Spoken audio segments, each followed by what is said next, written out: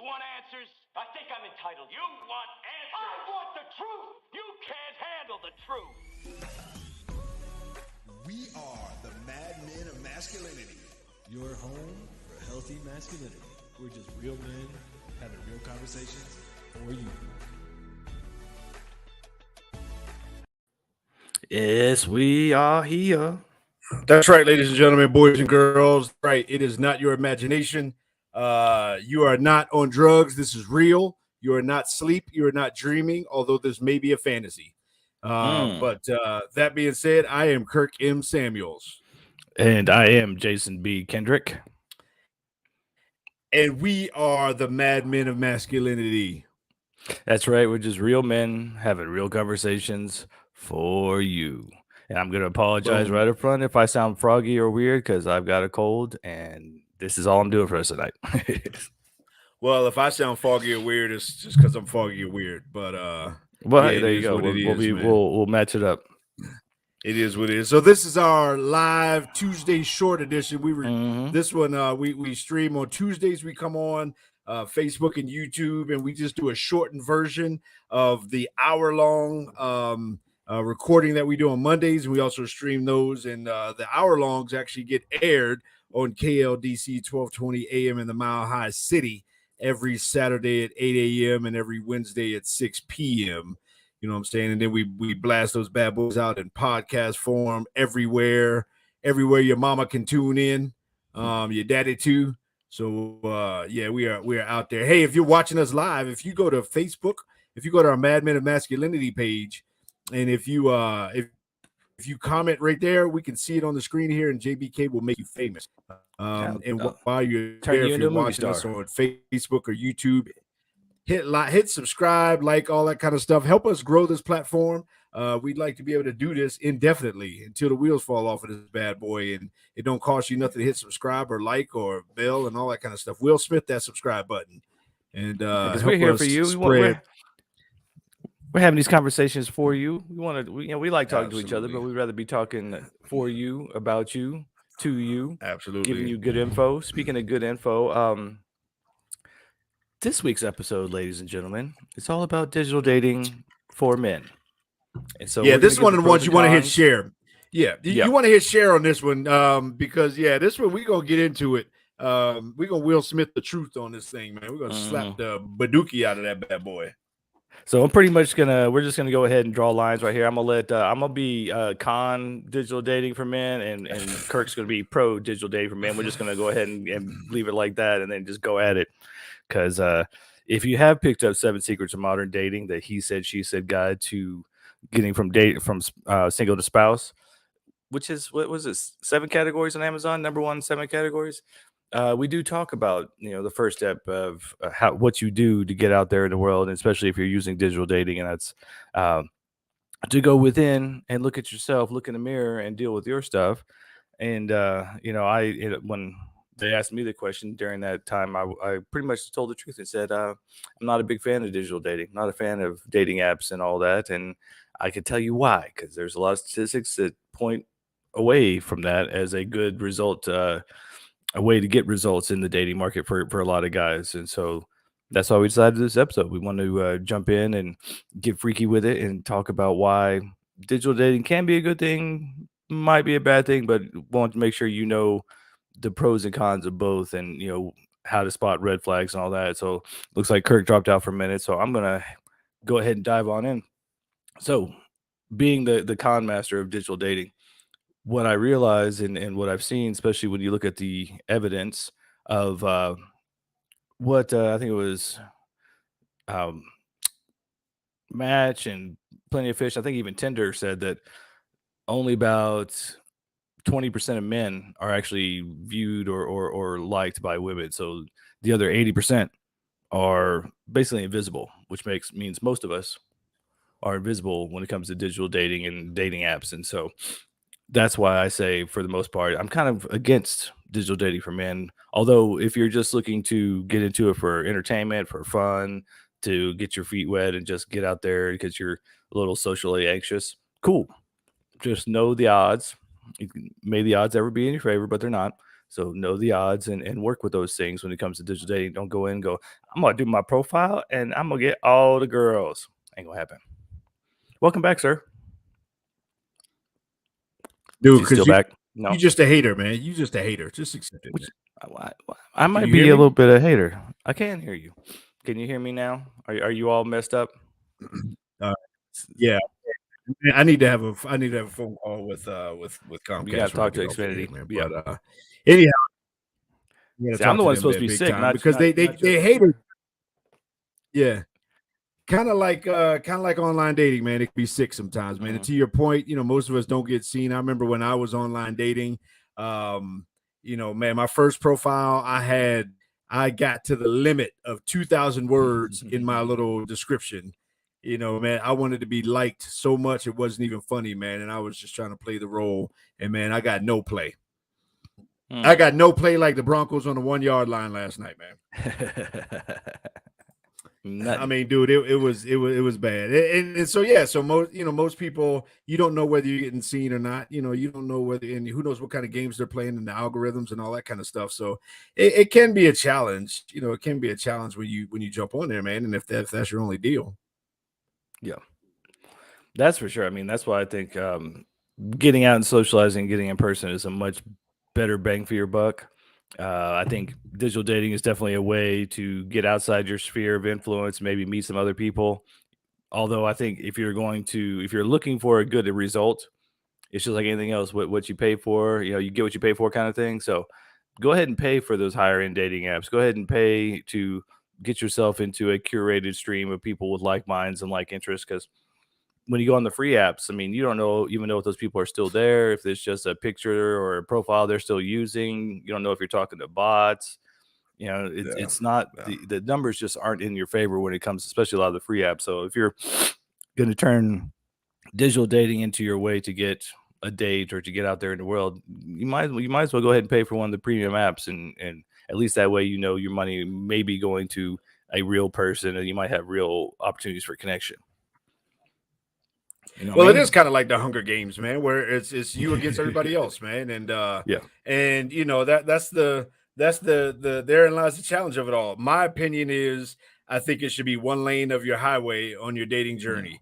I think from and obviously we're speaking from a guy perspective, and our experience. I think it should be just one of the things that you add in there, a way to maybe have some light coffee dates and get conversations going and get used to meeting people in person and all those kinds of things. I don't think it should be your sole outlet. I don't think it should be a one lane highway, but I do think it should be part of your whole the whole mix. That's your journey, man, along with getting into social groups and getting into activities and hobbies and volunteering and all these kinds of things. But I think there's a place for it. I've had success in online dating, so I can't hate on it. I can't poo poo on it big time. But there are some challenges.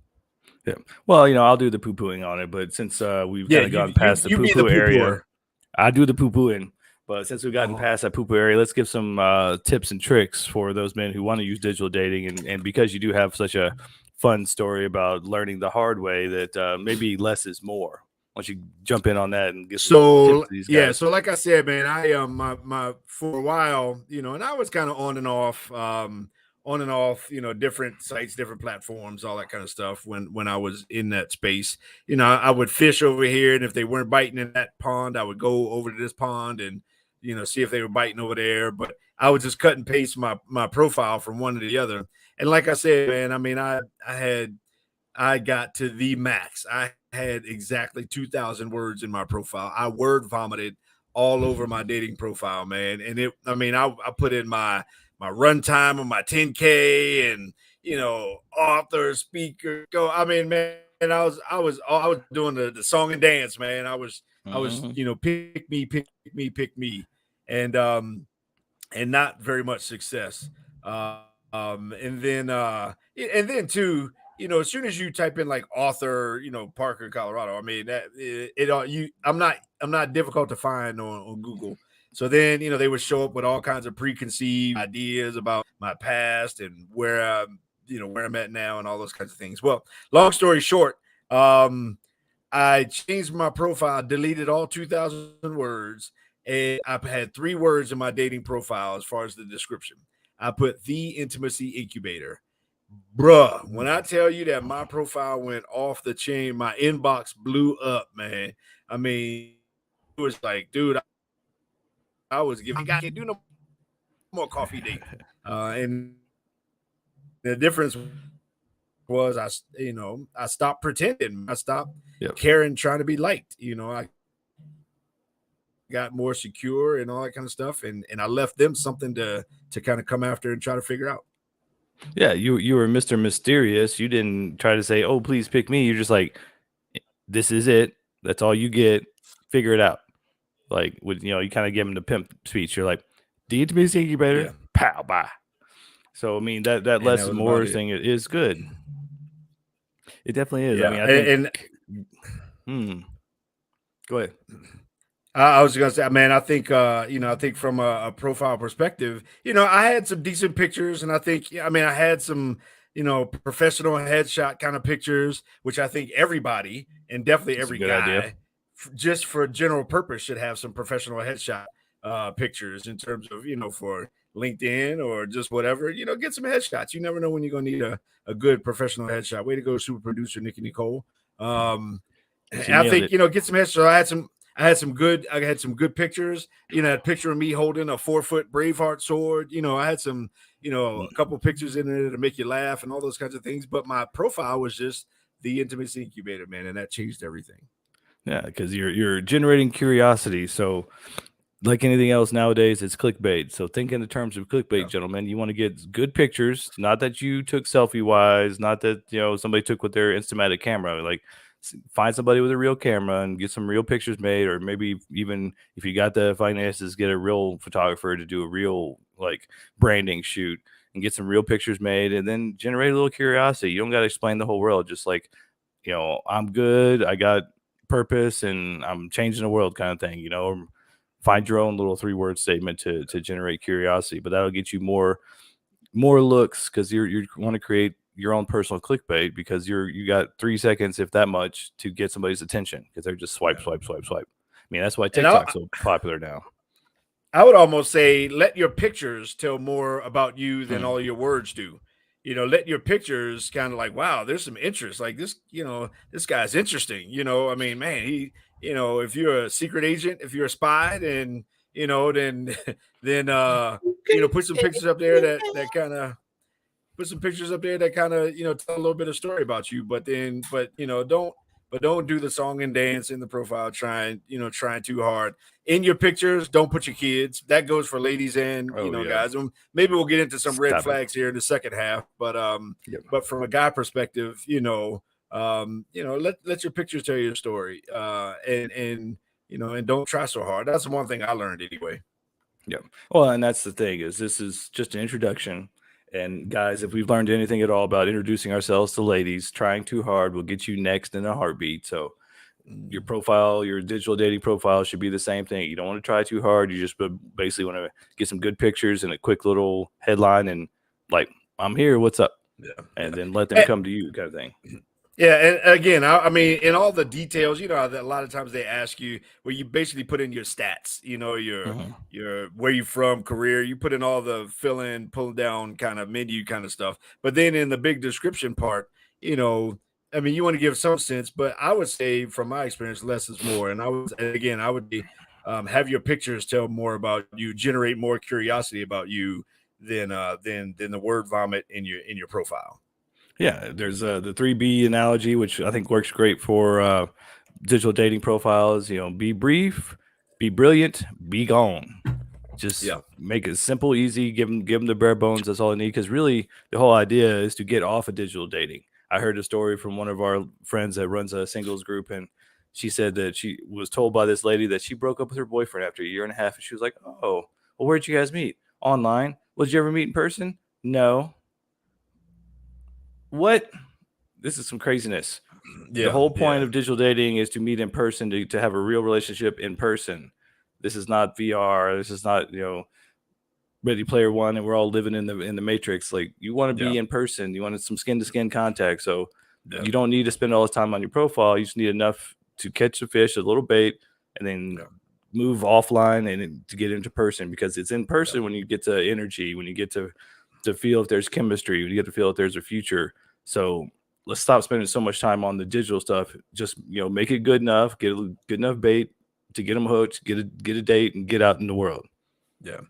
Yeah. I mean, absolutely, man. I think, I think that is enough. Just kind of a bait kind of thing. So, hey, let's reset. Mad Men Masculinity, baby. Kirk M. Samuels, Jason B. Kendrick, Mad Men of Masculinity, madmenradio.com, man, YouTube, Facebook, all that kind of stuff. And today we are talking about digital dating, and kind of a lot of it goes back to an event we were both privy to be a part of within the loop over the past weekend. And it's kind of a bulk of the conversation. And so yeah, I mean, I think, man, red flags, man. What about some red flags? What do you think?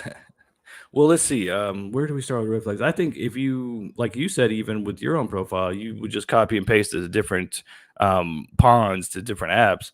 If you see the same lady or the same profile on every app, I mean, granted, she's casting her net wide, but if it's been on there on every app and it's been on there a long time, that means people have been returning the package. So take that for what it's worth. Yeah.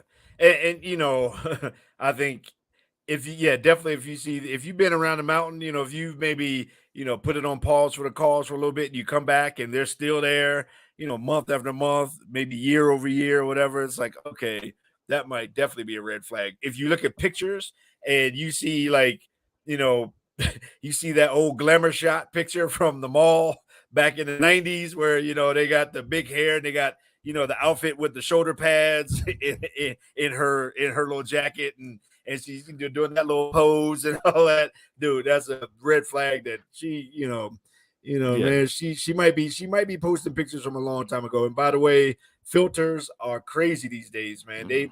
They might take 1,000 pictures with 1,000 different filters and pick the one and post that on there, man. You don't know what you're getting, so be careful with all that stuff. I would almost rather the glamour shots, because at least okay, glamour shots was back in the 90s. That means that was 20, 30 years ago. So I can at least guess what she might look like now with all these filters and all these things. Yeah. Don't know. I mean, how many times do you feel like you got catfish? You show up for a date and you're like, who are you? I'm waiting for so-and-so. That's you? I got to go now. We need one of those milk carton apps. And we need we need to develop this milk carton app. So you plug in a picture from 20 years ago, and then it'll do the aging thing, and it'll tell you exactly what they look like 20 years later, man. You load in the glamour shots picture, and it'll project it forward and tell you what they look like, man. Yeah, Nikki's got a good point too. Yeah, if you're gonna start digital dating, maybe have a Zoom chat beforehand before you even meet. That way you can be like, I need proof of purchase right here. I need to see that you really you. I need receipts. And that's a great way, because that you haven't exchanged phone numbers. You haven't wasted your time getting ready to go out, all that kind of stuff. Just have a casual, Zoom call, Facebook chat, whatever it is. Have a digital conversation before y'all even meet, and see if it's even worth, a conversation in person. That's great advice. Great advice. Yeah. You may actually see the red flags right through that Zoom call that you might see before you even have to get out and see them. So some of the other red flags, I think it what really kind of gets me, and I know it's partly because of a lot of the millennial entitlement kind of feminist narrative, where it's like, oh girl, you a bad bee and you deserve the best guy you can get, even though you're only a 5 or 6 in the sexual marketplace, but you can get a top 1% guy. So they have this long list of, this is what I need, this is what you got to be, and I won't take none of this. If they got that big old long list, but there's no addendum list or secondary list that says, this is what I'm bringing to the table, just next, that's going to be a whole lot of headache. I can hear that pen clicking too. Yeah. If you here's my red flag. Actually, let me back up. I'll give a red flag and then I'll come back to this other red flag. Rewind. If you connect and you're making plans to get together, and if you're trying to plan on where to have this first meeting, and she suggests a nice restaurant next, cancel that. If she wants to go straight for a nice restaurant, dude, she's trying to have a free date on you. and that's her way to get nice meals on different guys every weekend. If she suggests something that's, a nice fancy kind of dress up place, nah, dude, telling you, man, trust a brother when I tell you she just wants to use you for a nice meal. I guarantee you the nice place she's suggesting to eat, she ain't gonna pay for. That's actually a good point too. I know you guys a lot of times want to impress a girl you hadn't been out in a while, you hadn't had a girlfriend in a while. Do not take them to the nicest restaurant first. They got to earn that privilege. Like just like we got to earn the privilege of taking them out. Let's start with a little coffee or drink, or maybe a little hike, something smaller, and then work your way up, because just like Kirk said, you might take her out to impress her, and then you've set her expectations so high. Now if you next time you try to take her to Red Lobster or Sizzler, she gonna be a little upset. Yeah. I mean, women won't respect you if you give them a pedestal they didn't earn. And if she doesn't respect you, then it's only a matter of time before she decides you're not worth it, and she'll break up with you way before you find out she broke up with you, and she'll just find a way to do it it'll be a slow burn over a period of time, and she'll find a way to end it because she doesn't respect you, and that starts off with giving her a pedestal that she did not earn at all. So let me circle back to Yeah, men need to. Hey, I'm telling you, I hate the phrase "it goes both ways." I hate that phrase. That just makes me want to just karate chop somebody right in the throat. It goes both ways. It goes both ways. But the reality is, man, most people have a bad picker, and most people will say, "I keep ending up with the same type of person over and over again." I'll tell you that I hear that more from women than I do from men. That women will say, I keep meeting guys that are addicted to this or addicted to that. I keep meeting jerks. And well, maybe your picker is broken, and maybe you need to work on yourself before you even get out into the dating field. That's a viable thing, and I think that absolutely is across the board. But I will say I hear that more from women than I do from men. Yeah, I think part of that too is that we've kind of been taught in the last 30, 40 years that, girl, you don't have to do anything. You don't got to change. Just be yourself, and Prince Charming will show up. Well, when it comes to actually looking at yourself and looking in the mirror and figuring out why you keep attracting the same dude, then that comes down to your picker and your traumas and your things. And so it's time to take a little responsibility, go, okay, who is the common denominator in all these messes? Oh, it's me. And it's a hard pill to swallow. I know I had to swallow that pill. You got to look in the mirror and go, hey, all right, I want to get out in the dating world. What is it? What has been my past experience, and what do I want my new experience to be like? How am I going to change to create that new experience? Someday my prince will show up, but somehow you keep ending up with Prince Andrew and not Prince Charles. But anyhow, I digress. Neither here nor there. I don't know if either one of those is a good choice, but that's just me, dude. Hey, one of them's a king, the other one was on that island in the Bahamas. Right. Well, who says they weren't all their party? I don't know. Whatever. I would warn, particularly ladies. I mean, guys as well, for a different reason. I would warn ladies: do not put your kids in your dating profile pictures. I wouldn't even put your kids in social media pictures, but definitely don't put them in dating profile pictures, because it is a very real thing for a guy to want to date you in order to get close to your kids, in particular, your young daughters. There are documented cases, criminal convictions here in Colorado of men who pursued women in dating apps and dating profiles because the women had their kids, and particularly their daughters, on their dating profiles, and the daughters end up being trafficked by the new boyfriend. So it's a very real thing. Don't put your kids in your dating pictures. This is about you. It's not about them. Now remember, that's a small percentage. We're not, but it's fact. It's reality. So we're not trying to scare you that all the dudes are out there looking for your kids, but realize that there's a small percentage out there that are. So that's why we say don't put your kids in pictures, guys. I know the pickup artists were telling you need to get a puppy or a little kid to get the girl's attention. Stop it. Don't put your kids in your pictures either. Like, you put in the details, has kids. That's all we need to know, because when you're dating, number one, you don't need to be introducing anybody else to your kids until you know that this is a person that's be sticking around for a while. So stop using your kids as bait. Stop using them as whatever clickbait to bring in another mommy or daddy to raise them. Just stop it. This is about you being in adult land and being with another adult and having adult time. And so focus on you and what you bring to the table. Mm-hmm. That's a great point that Nikki actually brought up yesterday, that, guys posting their pictures all over the place, kind of come off as mommy shopping, and it's just not a good look, man. Again, your dating life is about you. It's not about your kids. And for that matter, your kids shouldn't even be involved in not only dating, but new relationships for some period of time. Like, they should just be, something that happens gradually and over some period of time, particularly the younger they are. That should be something that, that again is a red flag. I would say a personal red flag, and this is one that I had to deal with, was too much online dating. I couldn't, I got to the point where it became an obsession all day, like checking profiles and swiping and looking and browsing and all those kinds of things at my desk at work, just looking down and let me see if there's somebody else. And it's that bigger, better, that new, kind of thing. And it is the dopamine hit, and it was a drug after a while. And I think that's a personal boundary that everybody has to hold themselves accountable to. Yeah, I mean, the whole point of this is you want to actually find a real person, and it's very easy. I mean, the scientists, they're not dumb. They know how to get your dopamine spikes going. That's why TikTok videos are so short, and you only have a 15-second attention span or whatever, 1 minute. So they know how to keep you swiping and stuff. So if you're going to use it as a tool. It is. Maybe give yourself 10 or 15 minutes, half hour at most. Get on there and swipe and do your thing and try to chat. Especially for us guys, for most of us, if we haven't had the curated profile and the pictures and things like that, most of that time is going to be like, oh, well, nobody's sent me a message. Nobody's responded to my messages. So you don't really want to stay in that depressive time very long either. So use it for the tool that it is, and then get out in person. Nowadays, there's a lot more, especially after the lockdown and all that stuff, there's a lot more singles groups.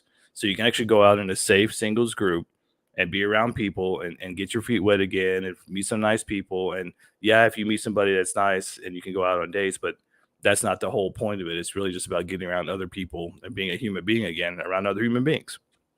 Yeah, I think, we definitely talked about this over the weekend. I think for guys, you definitely need to get around other guys in person, in real life. We're a part of a couple of men's groups, and we're able to plug in some guys over the weekend into the men's groups that we're affiliated, associated with, and know of. And it's important for guys to get social interaction with other guys, so that we're not looking to women to validate us and in particular new dating relationships and all those kinds of things. But it's important for people in general to get into reality. I shared the story, yesterday, that me personally, a personal experience, I got to the point where my world was virtual.